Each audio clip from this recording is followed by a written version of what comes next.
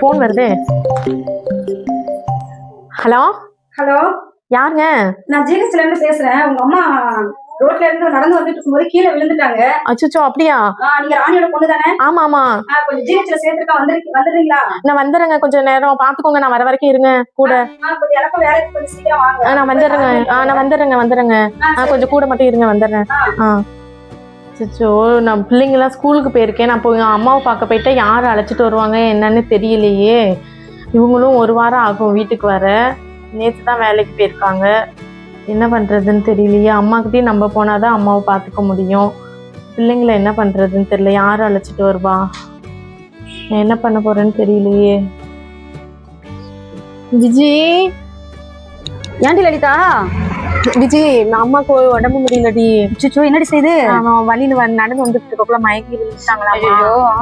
அங்க வரல வந்தவங்க தான் சேர்த்திருக்காங்க ஹாஸ்பிட்டல்ல. அப்படியே? சரி சரிடி. பசங்களை அழைச்சிட்டு வர்றதுக்கு ஆள் இல்லடி. அவங்க அப்பா வந்து வெளியூருக்கு போயிருக்காங்க. ஆமா, நேத்து சொன்னல. ஆமாண்டி. சரிடி, நீ போடி, நீ அம்மாவை போய் பாத்துக்க. சரிடி. நான் சாயந்தரம் போய் நம்ம பாப்பாவெல்லாம் அழைச்சிட்டு வரும்போது பாப்பாவையும் அழைச்சிட்டு வந்துடுறேன். சரி, நீ உடனே அம்மா விட்டுட்டு வந்துடாத. சரி. எத்தனை நாள் அம்மா கூட இருந்து பாத்துட்டு வா, நான் பாத்துக்கிறேன். அவங்களும் தானே இல்ல, பிள்ளைங்க மட்டும் தானே, நான் வச்சு பாத்துக்கிறேன். காலைல நம்ம பாப்பாவுக்கு சமைக்கும் போது நான் அதுங்களுக்கும் சாப்பாடு கிளறி கொடுத்துறேன். நீ பிள்ளைங்களுக்கு ட்ரெஸ் மட்டும் எடுத்து வந்து கொடுத்துட்டு போடி.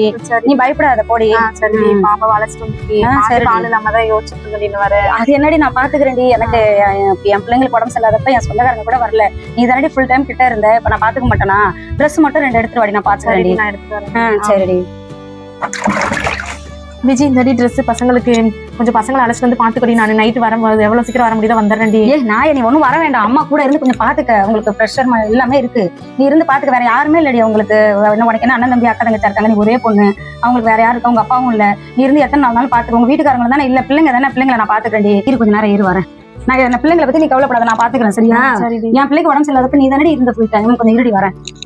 லலிதா, சொல்லி இந்த 500 ரூபாய் கையில வச்சுக்கடி. ஏன்டி? இது இருக்கட்டும், என்கிட்ட காசு இருக்குடி. உன்கிட்ட காசு இருந்தா என்னடி, இதை வச்சுக்கடி. அங்க நிறைய என்னென்ன செலவாகுது, சாப்பாடு செலவுலாம் ஆகும்ல, நீ வச்சுக்கடி. என்கிட்ட இருக்கு. பரவாயில்ல, வச்சுக்கடி. நீ அங்க போயிட்டு எனக்கு என்னன்னு ஃபோன் பண்ணு.